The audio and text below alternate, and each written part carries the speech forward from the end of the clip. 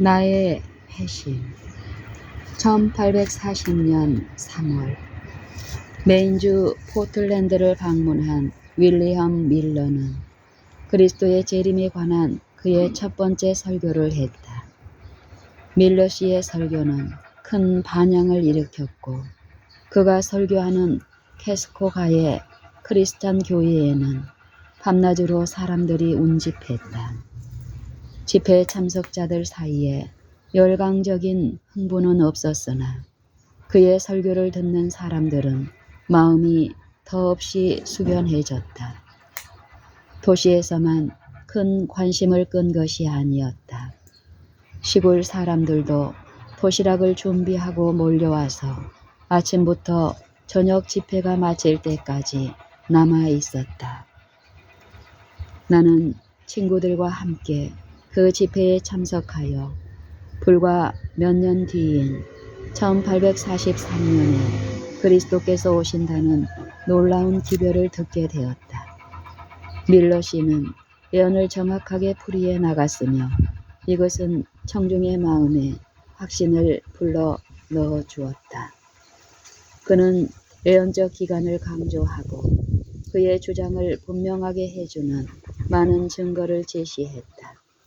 그리고는 그가 준비되지 않은 자들을 향하여 경고와 함께 엄숙하고 힘있는 호소를 하면 청중들은 무엇에 매혹된 것처럼 사로잡혔다. 특별 집회들은 죄인이 구주를 발견하고 곧 일어날 두려운 사건들을 대비할 수 있도록 마련된 기회였다. 공포와 회개가 온 도시에 퍼져나갔다.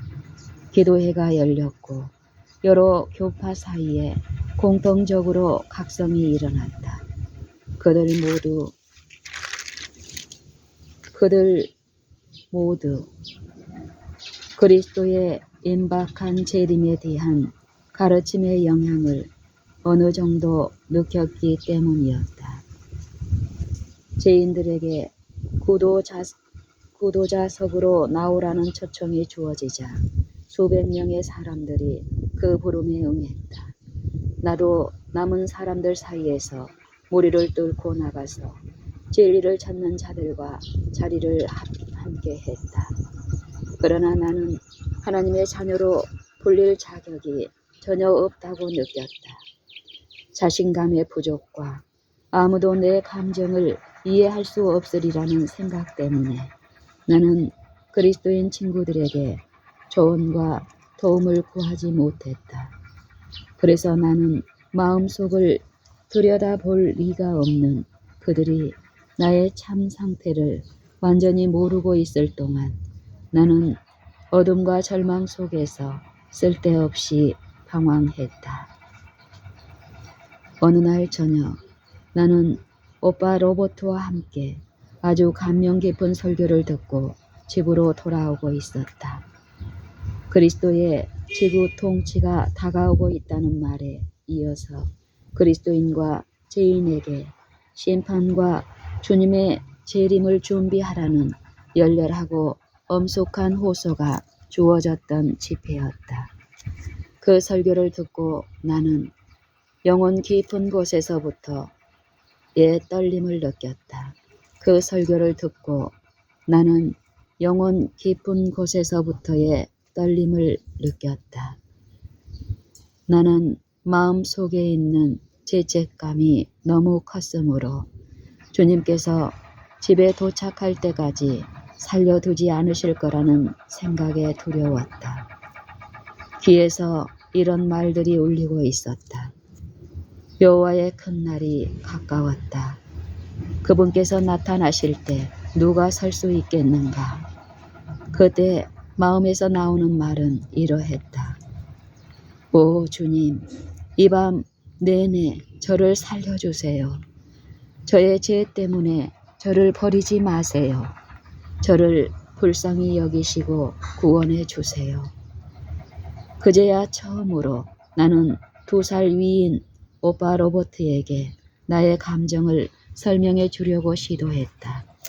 나는 오빠에게 하나님께서 내 죄를 용서해 주셨다는 것을 깨닫기 전에는 쉴 수도 없고 잘 수도 없느라고 말했다. 오빠는 즉시 대답하지 않았다. 그러나 나는 오빠가 침묵한 이유를 곧 깨달았다. 오빠는 내 고통을 동정하며 울고 있었다. 이 일로 오빠를 더욱 신뢰하게 되었으므로 나는 생애를 감당하기가 정말 무겁게 보였던 때에 죽기를 원했었다는 사실을 이야기했다. 그리고 내가 지금의 죄 많은 상태로 죽으면 영원히 파멸될지도 모른다는 생각이 나를 공포로 가득 차게 했다는 것도 말했다. 나는 하나님께 기도하면서 괴로움 속에 보낸다면 그분께서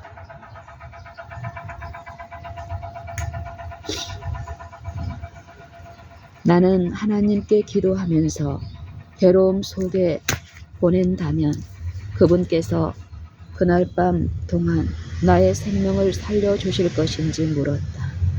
오빠는 이렇게 대답했다. 네가 만일 믿음으로 그분께 구한다면 그분께서 그렇게 해주실 것이라고 나는 생각해. 나도 너와 내 자신을 위해 기도할 거야, 엘렌. 우리는 오늘 밤에 들은 말을 결코 잊어버려서는 안 돼. 집에 돌아오자 나는 긴 어두움의 시간 대부분을 기도와 눈물을 보냈다. 내가 친구들에게 마음을 숨기게 된 한 가지 이유는 낙심의 말을 듣지나 않을까 하는 두려움 때문이었다. 나의 희망이 아주 적고 믿음은 너무도 약했기 때문에 만일 어떤 사람이 나의 상태와 동일한 견해를 가지고 있다면 그것이 나를 절망 가운데로 빠뜨리지나 않을까 두려워했다. 나는 구원을 받으려면 어떻게 해야 하며 구주를 만나고 내 자신을 주님께 완전히 바치려면 어떤 계단을 밟아야 할지 누군가가 말해주기를 열망하였다. 나는 그것을 그리스도인이 되기 위해 해야 할 중대한 일로 여겼고 내 편에서 해야 할 어떤 특별한 노력이 필요하다고 느꼈다. 마음은 여러 달 동안 그런 상태에 머물러 있었다. 나는 대개 부모님과 함께 감리교회 집회에 참석했다. 그러나 임박한 그리스도의 재림에 관심을 갖게 된 후부터 나는 캐스코가의 집회에 참석했다. 그 다음 여름에 부모님은 나를 메인주 박스톤에서 열린 감리교 장막 집회에 데리고 갔다. 나는 거기서 주님을 열렬하게 찾았고 가능하면 죄를 용서받고자 결심했다. 나의 마음은 그리스도인의 소망과 믿음으로 주어지는 평안을 크게 갈망하고 있었다. 나는 왕에게 나아가리니 죽으면 죽으리라는 말씀을 근거로 한 설교를 들었을 때 크게 용기를 얻었다. 설교자는 그의 기별을 통하여 소망과 공포 사이에서 흔들리고 있거나 죄에서 구원을 얻고 그리스도의 용서의 사랑을 받고자 원하지만 소심한 마음과 실패의 공포 때문에 의심과 속박에 사로잡혀 있는 자들에게 말했다. 그는 하나님께 자신을 굴복시키고 지체 없이 그분의 자비를 얻고자 하는 자들에게 권면했다. 그들은 마치 아하수에로 왕이 은혜의 표로 에스더에게 호를 준 것처럼 자비의 호를 주고자 하시는 은혜로우신 구주를 발견할 수 있다. 주님 앞에서 떨고 있는 죄인에게 단지 필요한 것은 믿음의 손을 뻗어 그 은혜의 호를 붙잡는 것이다. 그렇게 붙잡을 때 용서와 평안이 보장된다. 하나님의 약속을 담대하게 주장하기 전에 하나님의 은총을 받기에 더욱 합당한 사람이 되고자 기다리고 있는 자들은 치명적인 실수를 범하고 있는 것이다.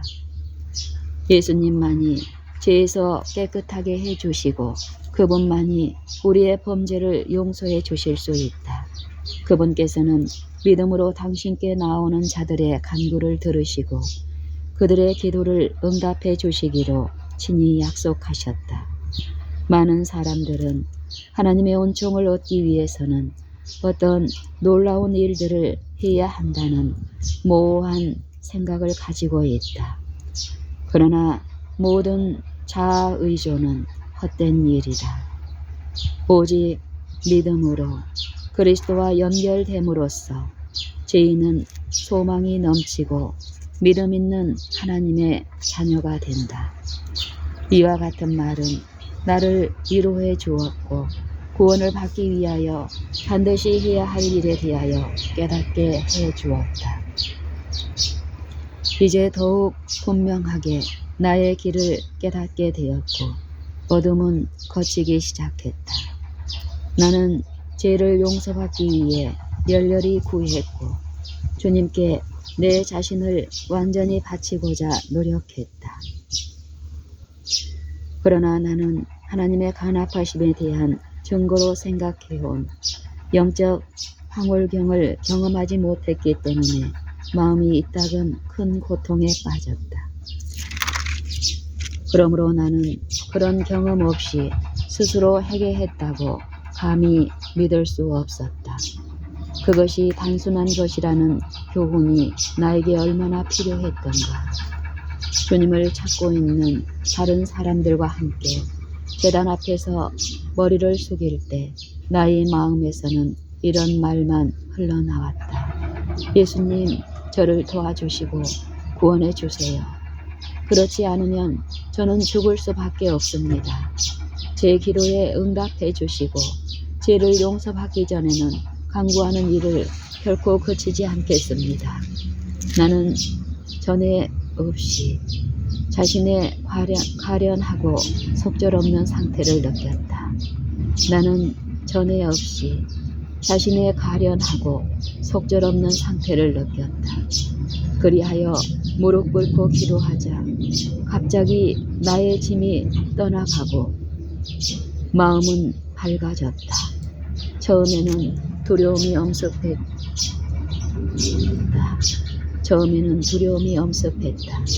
그래서 나는 고통의 짐을 다시 지고자 노력했다.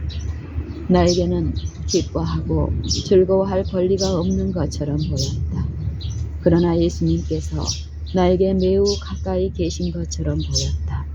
나는 그분께서 지상에 계실 때 구원받기 위해 불쌍한 자들이 그분께 왔던 것처럼 모든 슬픔과 불행과 시련을 가지고 그분께 갈 수 있다고 느꼈다. 그분께서 나의 특별한 시련을 이해하시고 나를 긍휼히 여기셨다는 확신이 마음속에 생겼다.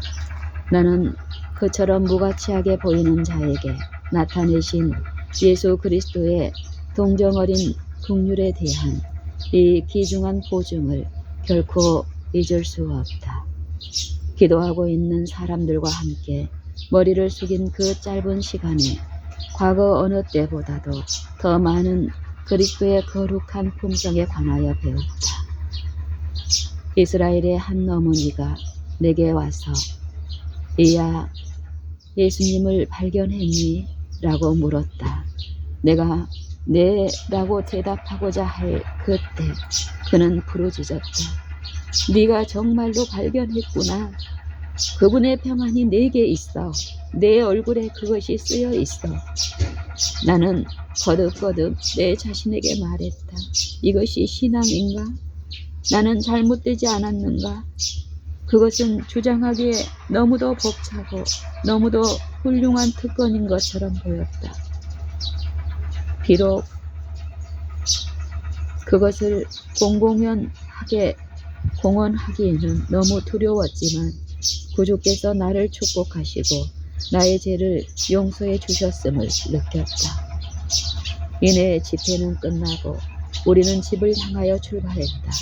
나의 마음은 온통 우리가 들은 설교와 권면과 기도로 가득 차 있었다.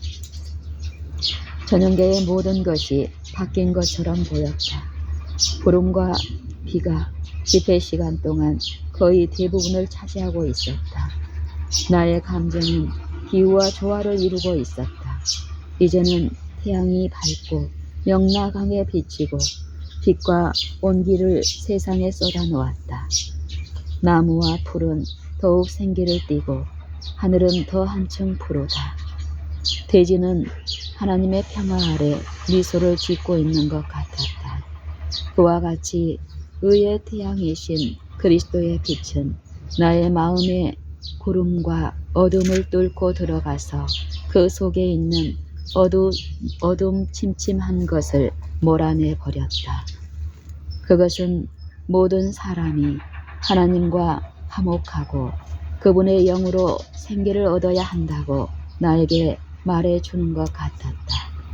눈에 들어오는 모든 것이 변화를 이룬 것처럼 보였다. 나무는 더욱 아름다웠고 새들은 어느 때보다도 더 즐겁게 노래를 불렀다. 그것들은 노래로서 창조를 찬양하는 것 같았다. 이 행복이 지나가 버려서 내게 대한 예수님의 사랑의 귀중한 증거를 잃어버리지는 않을까 하는 염려를 이야기하지 않게 되었다. 포틀랜드에 우리 집이 가까워오자 우리는 거리에서 일하는 사람들을 지나쳤다.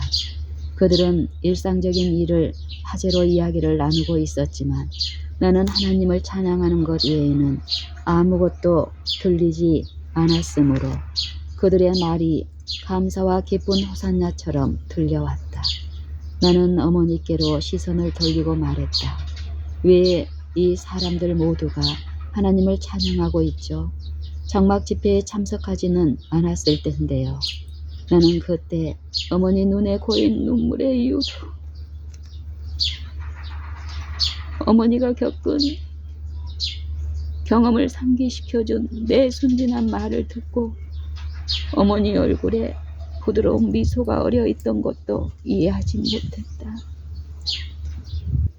어머니는 꽃을 좋아해서 꽃을 가꾸는 데서 큰 기쁨을 얻는 분이셨다. 꽃들로 집안을 멋지게 가꿔서 자녀들을 즐겁게 했다. 그러나 우리 집 정원이 내가 돌아오던 그날처럼 아름다워 보인 적은 일찍이 없었다. 나는 관목과 봉우리와 꽃들마다 예수님의 사랑이 표현된 것을 깨달았다. 이처럼 아름다운 것들이 무언의 언어로 하나님의 사랑을 말해주는 듯이 보였다. 정원에는 샤론의 장미라는 아름다운 분홍빛 꽃이 있었다. 나는 그 꽃에 다가가 섬세한 꽃잎을 경건한 마음으로 만지던 일을 기억한다. 나의 눈에는 그 꽃잎들이 신성한 것을 간직하고 있는 듯 했다.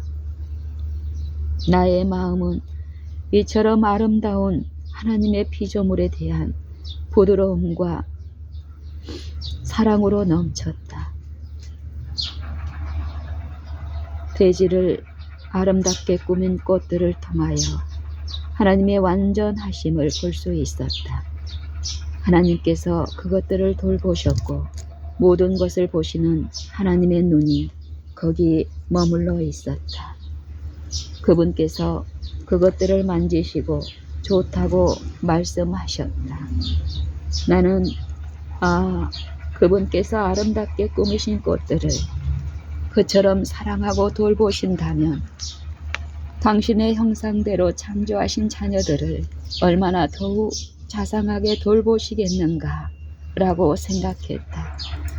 나는 내 자신에게 부드러운 말로 되풀이했다. 나는 하나님의 자녀다. 그분의 사랑의 보호가 내 주변을 두르고 있다. 나는 양순해야 하고 결코 그분을 불쾌하게 해드려서는 안 되며 그분의 귀중한 이름을 찬양하고 언제나 그분을 사랑해야 한다. 나의 생애는 이제 다른 빛으로 내게 다가왔다. 어린 시절을 어둡게 한 고통은 나의 마음을 세상과 또한 만족을 줄 수 없는 세상 쾌락에서 돌이켜 하늘의 영원한 것으로 향하도록 하려는 나의 유익을 위해 자비롭게 주어진 것처럼 보였다. 장막 집회에서 돌아온 후 나는 몇 사람들과 함께 교회 침례반에 들어갔다. 나는 침례에 관한 문제를 매우 진지하게 생각하였다. 비록 나이가 어렸지만 나는 성경이 인정하는 침례 형식은 단 하나뿐인 것을 깨달았다. 그것은 물에 잠기는 형식이었다. 나의 감리교 자매들 중 몇 사람은 물을 뿌리는 것이 성경상 침례라는 사실을 내게 확신시키고자 헛된 노력을 했다. 감리교 목사는 물을 뿌리는 형식도 하나님께서 똑같이 간합해 주신다고 암시했으나 침례 후보자들이 양심적으로 물에 잠기는 형식을 더 원한다면 그 형식을 따르기로 수락했다. 마침내 우리가 이 엄숙한 일식에 참여할 시간이 정해졌다. 우리 12명이 침례를 받기 위하여 바다로 내려간 날은 바람이 심했다. 파도가 높이 일어서 해안에 부딪혔다. 그러나 이 무거운 십자가를 지자 나의 평안은 마치 강과 같았다. 물에서 일어나자 주님의 능력이 나에게 임하셨으므로 나는 거의 탈진 상태였다. 나는 더 이상 이 세상에 속한 사람이 아니고 물 무덤에서 새 생명으로 일어난 것을 느꼈다. 그날 오후 나는 정식 교인으로 교회에 입교했다. 한 젊은 여인 또한 교회에 입교하는 후보자로 내 곁에 서 있었다. 그 여인의 손가락에서 반짝이는 금반지와 귀에 달려있는 크고 현란한 귀걸이를 보기 전까지는 마음이 평안하고 행복했다. 그녀의 모자는 조화로 꾸며져 있고 나비 넥타이와 깃털 등으로 된 값진 리본으로 화려하게 장식되어 있는 것도 보았다. 온유하고 겸손하신 예수님을 따르는 사람이라고 공언하는 자에게 나타난 이 같은 허영적 과시 때문에 나의 기쁨은 사그라졌다. 나는 목사가 그 여성에게 조용한 말로 책망하거나 충고해 주기를 기대했다. 그러나 목사는 그 여성의 현란한 의복에는 무관심한 것 같았으며 아무런 책망도 하지 않았다. 우리는 현재 친교의 악수를 나누었다. 우리는 함께 친교의 악수를 나누었다. 보석으로 장식된 그 손은 그리스도의 대표자에 의하여 굳게 쥐어졌다. 그리고 우리의 이름은 다 같이 교회의 농명책에 기록되었다. 이와 같이 여자들도 아담한 옷을 입으며 염치와 정절로 자기를 단장하고 따은 머리와 금이나 진주나 값진 옷으로 하지 말고 오직 선행으로 하기를 원하라. 는 사도의 말을 기억할 때 이 경우는 나에게 적지 않은 어려움과 시련을 주었다. 디모데전서 2장 9절 10절.